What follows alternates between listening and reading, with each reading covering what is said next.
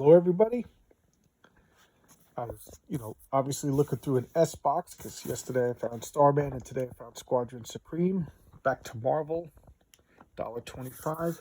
But this is the double-sized issue, and it's 1985.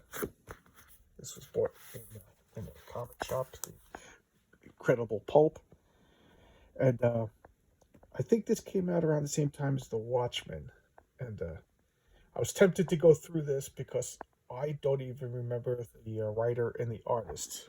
Let's see. But the Squadron Supreme was a goof on like a friendly goof on the Justice League. See, this is Hyperion. That's the Superman ripoff. That's Power Princess. That's the Wonder Woman ripoff. This is, I think he was called American Eagle or Condor. He kept changing his name. He's obviously Hawkman. This is Dr. Spectrum. He's the Green Lantern. This is Nuke. He's Firestorm. The Wizard. He's the Flash. Golden Archer. That's Hawkeye. The Amphibian is Aquaman. Tom Thumb. I think he was the Atom. Arcana. She was a Tana. Lady Lark is supposed to be Black Canary. And of course, Nighthawk is Batman. Now, they were from Earth, Counter Earth, or Earth 2. I think it was Counter Earth in Marvel. Earth 2 was DC. Great splash page. I just love that. He's Hyperion. Hyperion was the Greek titan of the sun. So that's just a good name for Superman. And Mark Gruenwald, I'm glad I didn't say it because I would have said the wrong name. Bob Hall, penciler, definitely would have said the wrong. John Beatty, inker. Janice Chang, Christy Steele, colorist. Ralph Macchio, not the actor, the editor. And Jim Shooter, again, Jim Shooter. I keep seeming to get Jim Shooter comics. 1985. Okay, and this is Volume 1, Number 1. I think there's been a couple of rebooted volumes. Okay, Mark Gruenwald. He became attached. I think he created the Squadron Supreme, and this is set on their Earth, so it doesn't interact with the regular Earth. Normally, I don't like parallel universes and stuff like that, but this was kind of freeing because they got to do whatever they wanted to these characters. Some die, some change drastically. Okay, Bob Hall. You can see this is like the Marvel style. Again, this is brushes and inks with the coloring. Here they are saving. Oh, that's right. This is their satellite. The Justice League at the same time had a satellite, and now this is showing you stakes are high. So them being a goof on the Justice League, we're seeing that their satellite is being destroyed. They don't know what to do. They lost their Newton's way. Power Princess. They're rescuing. Oh, that's right. That's right. The whole world was taken over by the Overmind, and they had just defeated the Overmind. And the Overmind was a powerful despot from another planet. Think of like Thanos or Darkseid. He's kind of like a Darkseid ripoff. And they just defeated him. He destroyed their satellite. Now they're dealing with the aftermath of destruction. People are looting trucks. Here comes the Squadron Supreme. Baseball. And they're trying to tell people stop looting, and the people are like, yeah, that's easy to use. You're well fed, and they just look around like, what do we do? Somebody starts shooting at them, so they take out. Here comes like a well-armed military to not put law and order, but to take the supplies for themselves. Because remember, the Earth is all messed up from Overmind. Wow, those papers really, really light. There's that creepy alien again. I don't even want to talk about him. And they're taking out the military. They're not the good guys here. The military. They're trying to take the stuff for themselves because everybody's hurting. You can't blame them. You would take it too if you were starving. You'd go bonkers. That's what I think you'd do. You'd go bonkers. So here they are someplace else. They're like talking about what's going on. The Earth is messed up.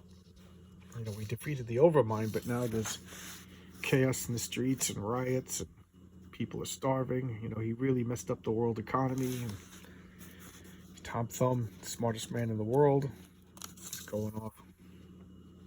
You know, they're putting out fires. He's shooting the water towers. Just a great setup. You know, showing you how messed up the world is. And they made it a double issue so they could really do some world building. And now they're going to their backup headquarters, which was a cave. And the Justice League did have a cave headquarters that they abandoned for the satellite. So, you know, they're goofing off on the Justice League. And here they are. Look, the costumes are all ripped. You know, they just went through. They don't show you the battle with the Overmind. They're just telling you about it. And you see in the after effects. You know, here's, what's his name? Nighthawk. Just like, it was so bad. Nighthawk was the Kyle Richmond. I remember that name. He was the president at the time. Oh, and here's the flashbacks. The Overmind came and took over Kyle Richmond, Nighthawk's mind, and did some crazy orders. They got Hyperion banished. Meanwhile, the Overmind was pulling the strings, started wars, and this looks like the Soviet Union. Remember, this is alternate Earth, Soviet Union. So here, Dr. Spectrum's rounding up dissidents, putting people in concentration camps. And look at the colors. You know, nothing's too standing out because it's their memories. You know, they're trying to show you that it's different. Here they are using their powers. They put weapons on the moon because the Overmind was going to use Earth as a base to start conquering other planets. Then they got freed. You know, people were fighting each other because they were starving because Overmind didn't kill him. This Quicksilver or the Wizard or whatever his name was, he just got exhausted trying to stop people from killing each other. He can't take it anymore. For all, you know, what good are we? And then Power Princess starts talking about how they have like a benevolent dictatorship on her island, and it's peaceful paradise, Amazon Island. They took off and left her, so she's the only one there. She can't go home again. Hyperion talking about I could read this to you, but they come to the conclusion that in order to save the Earth, they have to take it over. You know, create equality and equity and all the buzzwords. They're just going to solve all of Earth's problems. Why not? They have Superman. They have all the greatest people in the world. They have a walking nuclear power plant.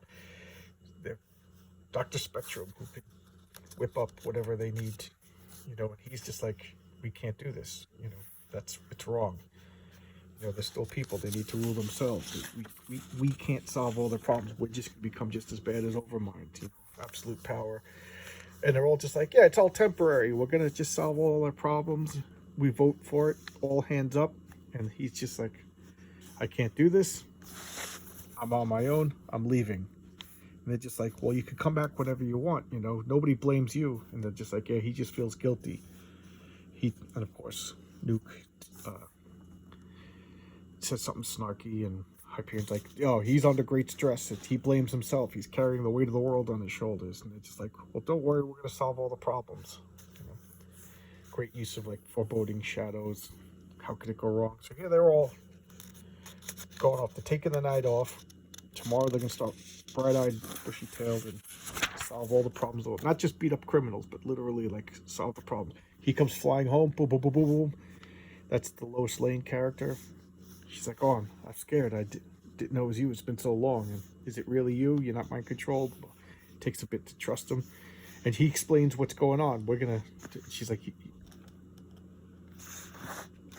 yeah, I'm abandoning my identity. I'm breaking up with you. I'm having no more ties with normal people. This is going to take up all time. I can't pretend to be a reporter.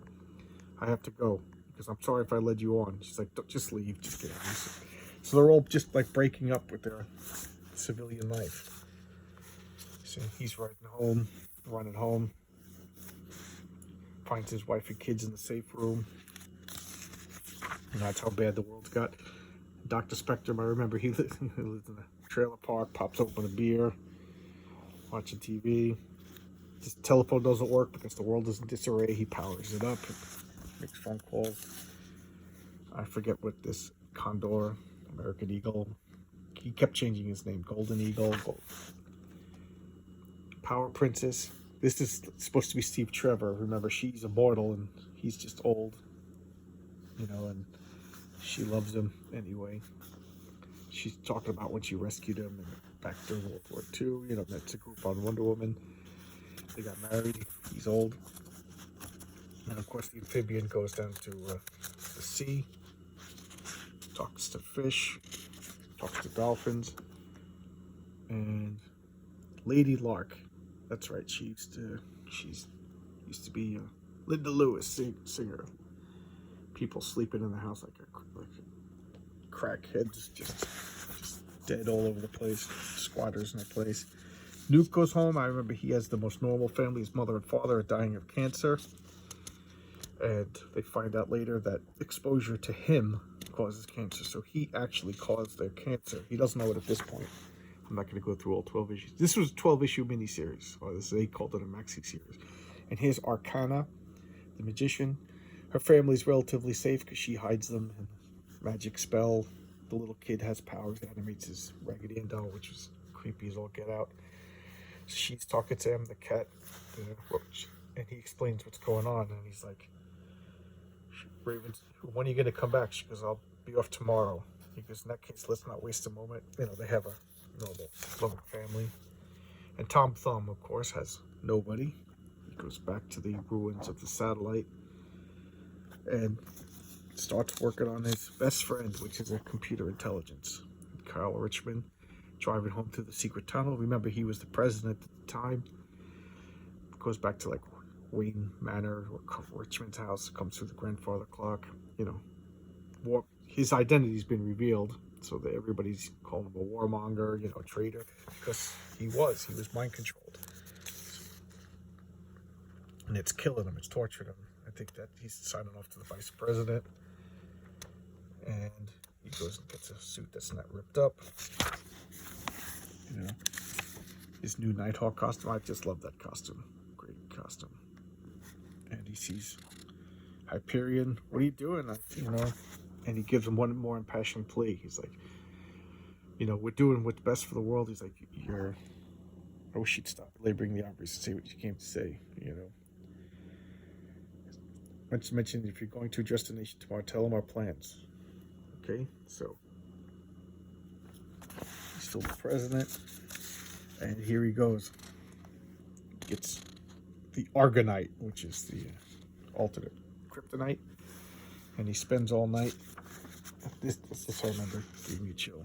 It shouldn't take too long to carve it into a bullet. Here he's at DC. He's gonna give the State of the Union address. The overmind is defeated.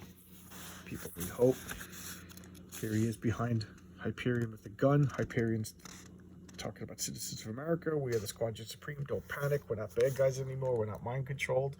We're going to solve all your problems. And here he is like, I can't let him do it. This is my only chance. And then he's thinking, he just pull the trigger. Just do it. He can't do it. He says, I'm not going to go down in history as the guy who saved the world. I'm going to go down as John Wilkes Booth. So here they are. We are the world's best hope. As a gesture of the openness and sincerity which we make this pledge to you, we'd like to shed the mask behind which we have hidden our faces in days gone by. And with this act, I hope you will all join us in ushering in a new age of trust and friendship and unity for all the earth. They all take their masks off. And he goes, there's got to be another way. I'll find another way. So here they are. Just imagine alternate ravaged Earth, war-torn, and the superheroes are going to take direct control of all politics, social policy, and the economics. And he is the only one who finds it to be bad. I thought it was a brilliant comic. Lots of twists, lots of turns. Introduced new characters who stayed. Some characters didn't make it to the end, and surprisingly, they stayed gone. Mark Rubenwald was very protective of this, and he made sure that it didn't get ruined by other people. And he did a couple of mini-series to follow up on this. It was really good, and it was during the same time as The Watchmen. So this was the more comic booky version of pretty much, you know, superheroes getting involved in politics. And I find this to be coming a little bit more truer. Here you have people who, with the best intentions, that end up becoming the villains. I mean, kind of, I think that's, you know, we're going to force equality. We're going to force tolerance. We're going to force justice, and we're going to give everything that they need. And by the end of 12 issues, it's a nightmare. Okay, and keep in mind this was written. What year did I say? 1985. You know, good. It was a good comic, good run. All right. Hope you enjoyed that.